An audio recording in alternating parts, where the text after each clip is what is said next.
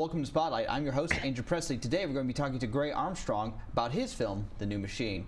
So when you're not in school, Gray, what do you do?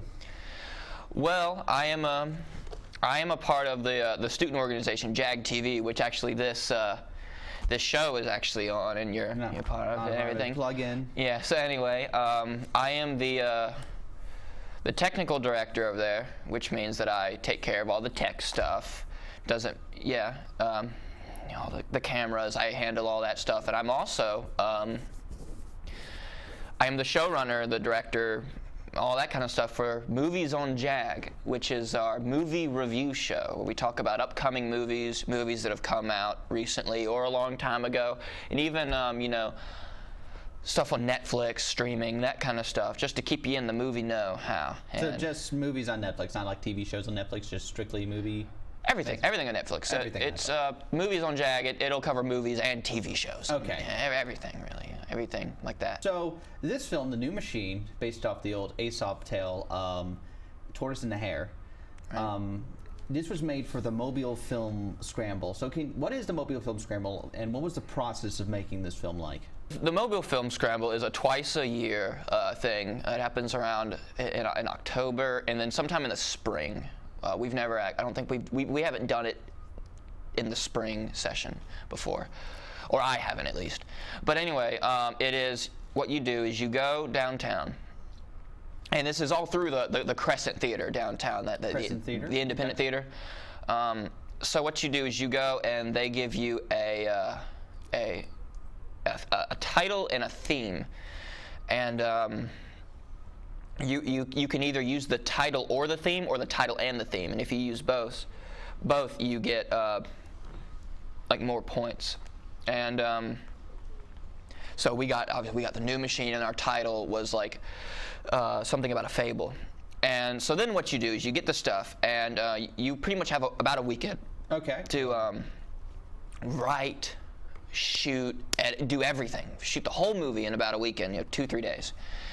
So, we had to round everybody up and get it done. I mean, it is, in all definitions of the word, a scramble. A scramble. You're literally almost like the last second, just putting a film together and then shipping it off for the contest. Right. So I noticed that that you're directed, but you co-wrote with Kyle Bland. What was that process like? It is actually my preferred way of doing it. I wrote most of the script. But I work best when I'm able to collaborate with somebody on things like scripts. I never like being the only one writing a script because I don't like writing that much. Other than music, for some reason, I like doing that, writing that, but with like scripts and stuff. You'd rather be working with someone than just being like working with someone than doing it all by myself. So it was very enjoyable, and I liked doing that. So like I said, I wrote most of the script. I probably wrote 85 to 90% of it. I wrote the main story, things down, and then Kyle came in later, and he edited some things. He took some out. There were some scenes that he needed to take out or revise. So yeah, it was a very, very pleasant experience doing it like that. So you've worked with Kyle before, co-writing a script, or was this, or what other people have you worked with before? This was the first time that I co-wrote a script with Kyle. I work with Kyle on a regular basis doing JagTV stuff, and he's usually involved with most of the projects that I'll do or the station will do. So we work together a lot. This was actually my first time with for a JagTV production, being the main scriptwriter. We've done movies before, and I wasn't the main scriptwriter. I've been the cameraman before, the editor before. Just You've stuff. been in all facets of the filming process. Most of them, right? Even acting in them. Yeah. Like in this movie, you were the old man character with the time machine. Right. I was. So that was one of the things. So most of the people that you worked with in this film, were they all in JagTV, or did you reach out to other students in other departments? I'd like to say that I'm trying to think. Yeah, we were all. Everyone in this movie was a part of JagTV. It was, you know, kind of a close together. That we know that we can rely on most of them when, for especially things like shooting the movies, or TV shows. You know, we have the group that we know we can rely on to do things. You know, like help run the cameras, do makeup. You know, just calling them. It's not like, I'm sorry, I'm at a meeting right now, or doing something like that. Right.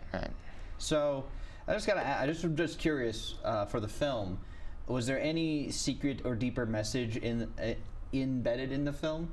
Because at the end of the film, spoilers alert, is the hare uses a time machine from the old man, goes back in time and beats up the tortoise with a bat, and then the old man, you know, just kind of onlooking, is very disappointed, clearly disappointed with the hare, and walks off. Is there any message in that, or is that kind of like would be a funny way to end the film?